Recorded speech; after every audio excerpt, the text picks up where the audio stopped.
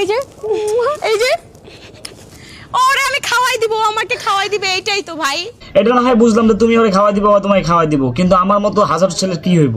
कोई बात नहीं, हम तो चूतिए हैं, दोबारा ट्राई करेंगे। হাজবেন্ড হবো, ওকে ওয়াইফ বানাবো, কারণ ও ন্যাচারালি খুবই সুন্দর। আচ্ছা আমি মানছি যে তোমরা দুজন বিয়ে করবা, কিন্তু বিয়ে করার পর কে কারে লাগাইবা ভাই? আমি তো কিছুই বুঝি না। रुको जरा सबर करो। আর ওকে সাজলে খুবই ভালো লাগে, তাই আমি ওকে সাজায় রাখবো।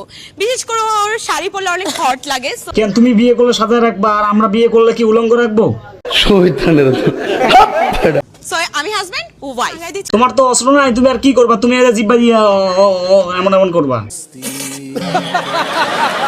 একটা ছেলেকে বিয়ে করলে হচ্ছে ছেলেটা ঠকায় বা 2 দিন পর আরেকটা মেয়ের সাথে পরকীয়া করে চলে যায়। তোমার মতো কিছু মেয়ে যে একটার বেশি লোড নিতে পারে না, তো কি করবে? পরকীয়া করবে না তো কি করবে? বলো কি, তুমি সত্যি বলছো? দুইজন ইনকাম করবো। আচ্ছা বলি যে তোমরা কি ইনকামটা কক্সবাজারে গিয়ে করবা?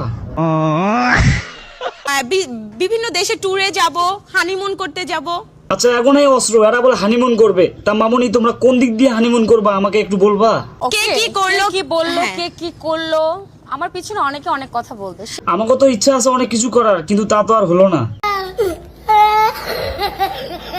আর খোদার কাছে একটাই মোনাজাত আমার, হয় ওদের তুলে নাও নয়তো আমাদের তুলে নাও।